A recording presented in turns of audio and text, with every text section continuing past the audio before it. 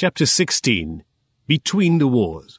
From Reformation to Exodus. Friedrich Wieser, then 70 years old, was considered the doyen of the Austrian School after the First World War. He had wandered away from several doctrinal areas over the years, and had in fact devoted himself to questions of sociology and political science. The second edition of his Theorie der gesellschaftlichen Wirtschaft, 1924, Social Economics, remained largely unaltered.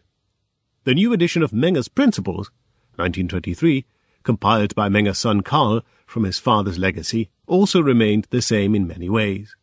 As such, it documented the standstill which had arisen in the school in the meantime. The term marginal utility, long since established, was curiously enough not mentioned even once. But then again, Menger integrated collective need, Kollektivbedürfnis, in his revised demand theory, which, when looked upon with subjectivist hindsight, would make the new edition appear to be a step backward when compared to the first. Wieser had named his pupil Hans Meyer his successor.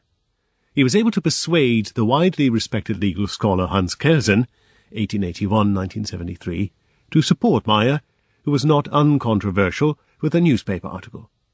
Meyer had very few publications to his name and had received his first untenured professorship in Freiburg without having first obtained his habilitation. Karl Grünberg's 1861-1940 chair became vacant shortly after Meyer's appointment. Grünberg had moved to Frankfurt after having been demoralized and worn out by the quarrels within the faculty. Mises and Schumpeter were not considered once again, for different reasons. Schumpeter accepted an appointment at the University of Bonn in 1925. In 1927, after much quarrelling, the Viennese chair went to Ferdinand Degenfeld-Schonburg, 1882-1952, whose writings demonstrated a simple-mindedness which one would hardly expect in an academic environment. Ottmar Spann began training a growing number of young lecturers after assuming his professorship in 1919. In contrast, the only habilitant whom the Austrian school produced after Mises was Richard Striegel. It follows that a lot was expected where Meyer was concerned, and he was indeed able to recruit a succession of talented assistants initially, all of whom would later become successful. Oskar Morgenstern, 1902-1977, Paul Rosenstein-Rodan, 1902-1985, and Alexander Gerschenkron, 1904-1978. But Meyer was hardly in a position, nor was he willing, to offer a university post to everyone interested in the Austrian school. Ludwig von Mises felt himself so hampered by this, owing to jealousies and patronizing administration during his time as an external private lecturer, that he even compared Meyer to Spann. Spann himself missed no opportunity to publicly proclaim his contempt for the individualism of the Austrian school. The feud was even fought out in newspapers for a time, and culminated in crude anti-Semitic diatribes from Ottmar Spann and his circle, in which the theory of marginal utility was called a spawn of Polish Jewish minds, and Menger and Böhm Bawerk were pejoratively referred to as Jews. It was by no means a voluntary decoupling from the university, but an unwanted marginalization within the university establishment that forced the scattered remnants of the Austrian school and its new generation to attempt reconvening outside of the universities and within private initiatives that had ties to each other. In the Rockefeller Foundation, the Mises Privatseminar, Hayek's Geistkreis, the Nationalökonomische Gesellschaft, and in the Österreichische Institut für Konjunkturforschung. In 1924, the Rockefeller Foundation had begun to award scholarships to European social scientists. The person responsible was historian Carl Francis Pribram, 1859-1942, whose choice of students proved fortunate.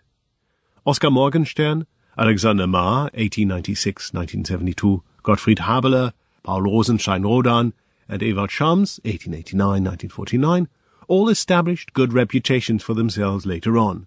The scholarships provided funding for study visits of 1 to 3 years' duration in the United States, and later in European countries as well, or for research and or publication projects.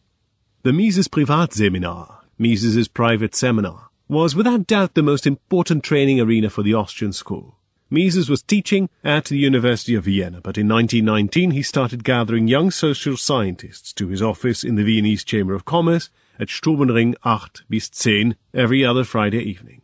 Important problems of economics, social philosophy, sociology, logic, and the epistemology of the sciences of human action were debated, and the private seminar soon became an established institution. All members of the Austrian school frequented the seminar with a few exceptions, Meyer, Weiss, and Marr. Alongside trained economists, the group, amounting to almost 30 regular participants, included representatives of other disciplines as well, many of whom had studied 2 subjects, or were exceptionally talented in more than one area. Seminar members later included such well-known historians as Friedrich Engel-Janosi, 1893-1978, sociologists such as Alfred Schütz, 1899-1959, constitutional law experts such as Erich Vögelin, 1901-1985, and law philosophers such as Felix Kaufmann, 1895-1949. The meetings continued for several years and, as a result of the intensive exchange of ideas alone, had the effect of propagating a school of thought. The main topics were monetary theory, methodology, and questions concerning economic policy. There were also regular lectures from visiting foreign speakers. The ingenious Felix Kaufmann came up with a catchphrase for the seminar, das Verstehen, Verstehen, to understand, understanding.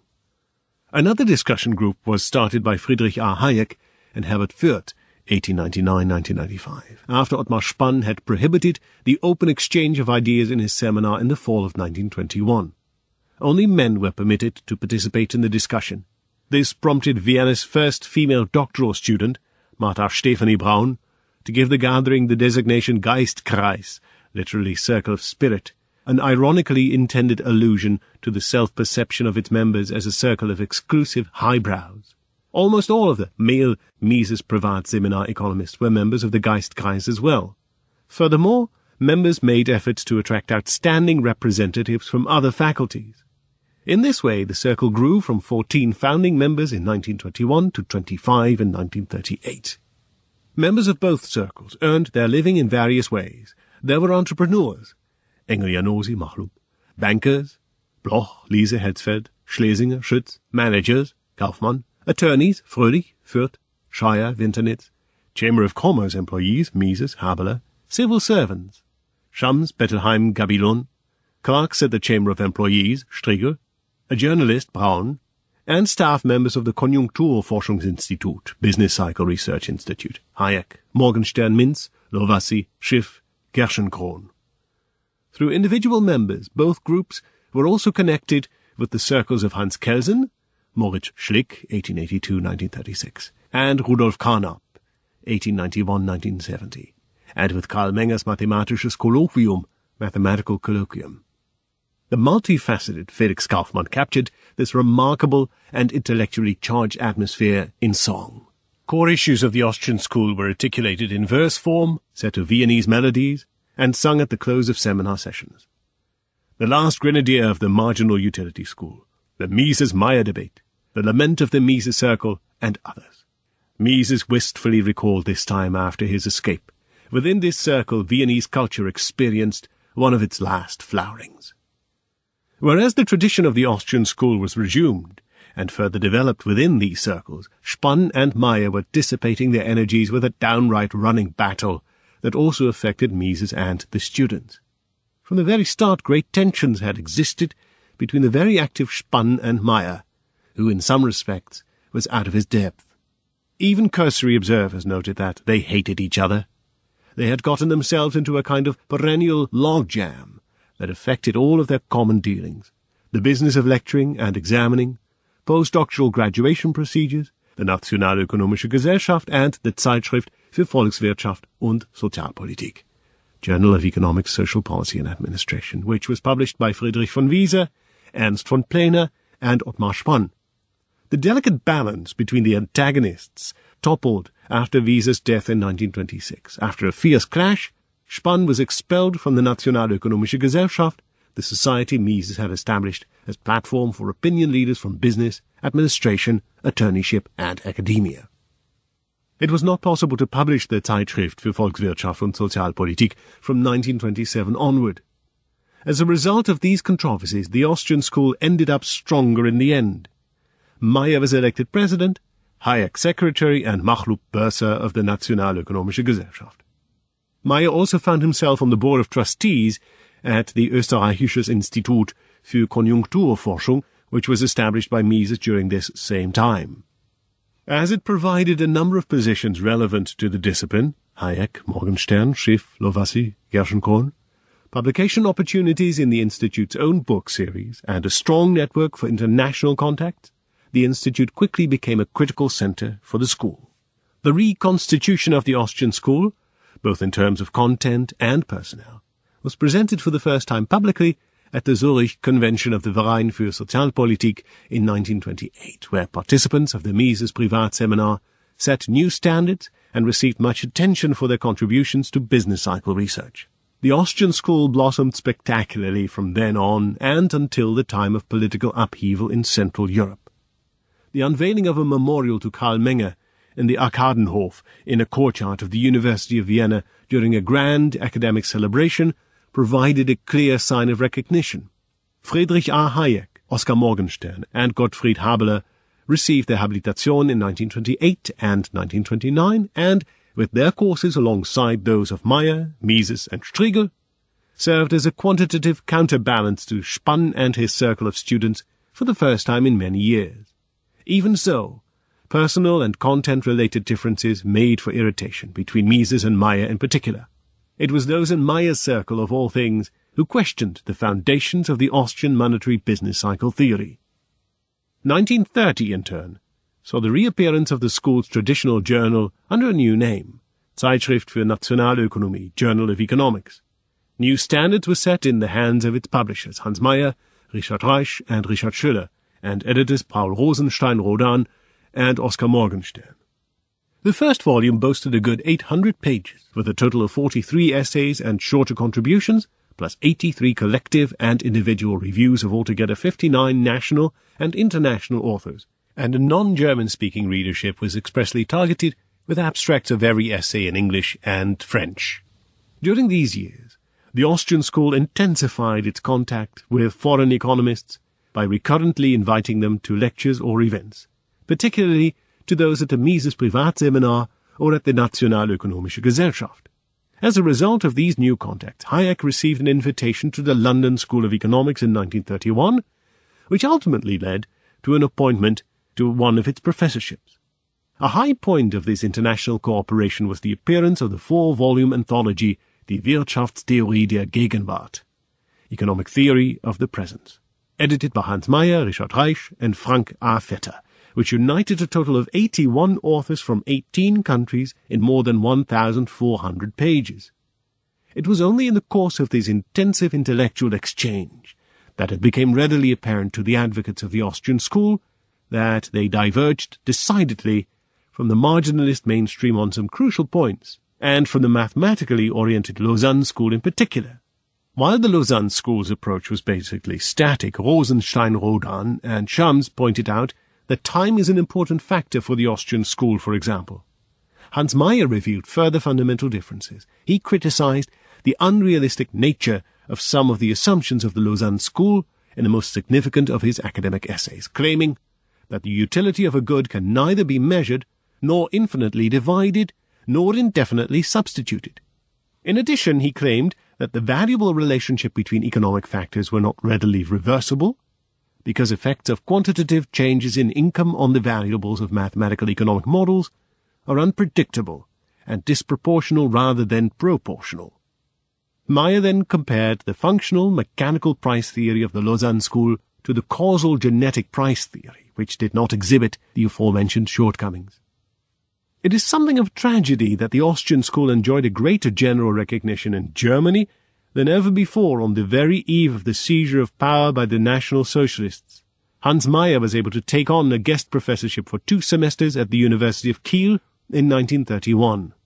And Ludwig von Mises, with typical tenaciousness, succeeded in placing the problem of value as one of the main subjects on the agenda of the Convention of the Verein für Sozialpolitik in Dresden, 1932.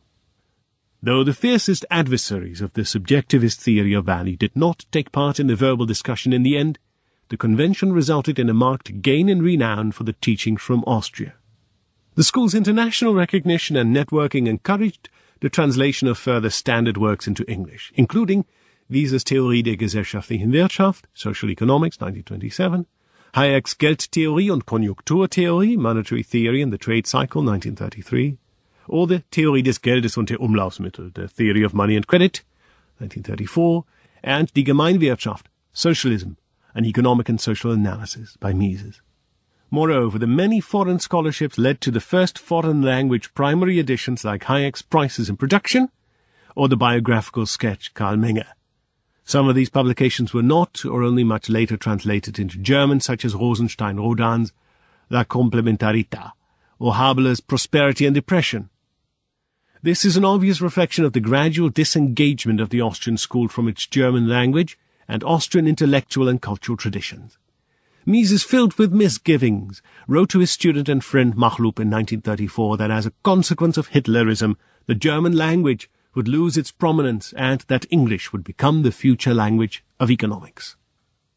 By the 1930s, personal and academic connections with the English-speaking world already served as links to professional careers outside the country. Hayek and Rosenstein-Rodin received appointments in London in the same year, 1931. Haberler accepted an invitation to Harvard University, 1931, moved to the League of Nations in Geneva, 1934, and returned to Harvard again later on. Indeed, the atmosphere at home contributed in no small part to the younger generation's trying to make its fortune elsewhere. The smug to hostile treatment of intellectual elites at that time has aptly been described as embezzlement, Veruntreuung. The politically unstable situation, the establishment of a corporate state, and the noticeable receptiveness for the social theories of Spann were accompanied by an increasingly aggressive repudiation of everything liberal or individual, or what was thought of as such. For this purpose, Spann came up with the derogatory epithet Neoliberal, neoliberal. Faced with censorship, the advocates of the Austrian school finally gave up their attempt to influence public opinion, and their retreat was the first step towards inner emigration. Furthermore, the increase in open anti-Semitism made some members of the school exiles in their own countries.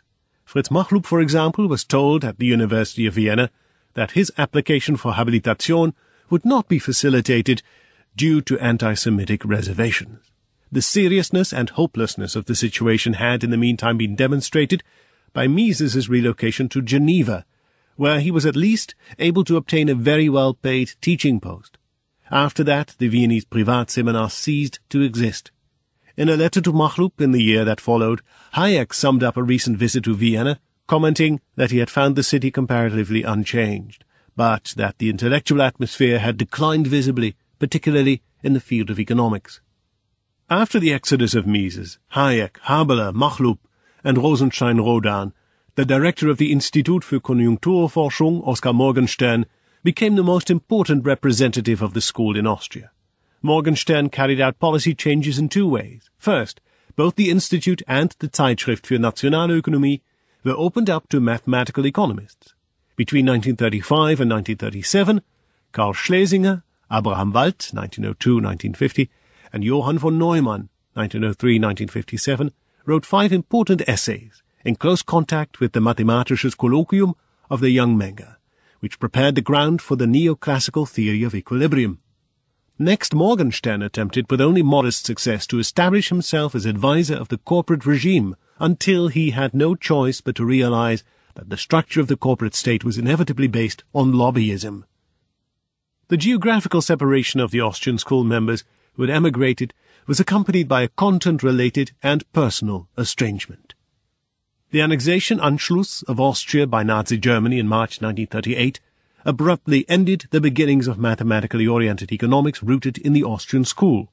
Jewish-Hungarian Karl Schlesinger, a longtime patron of the Austrian school and himself a qualified economist oriented toward mathematics, was one of the first victims.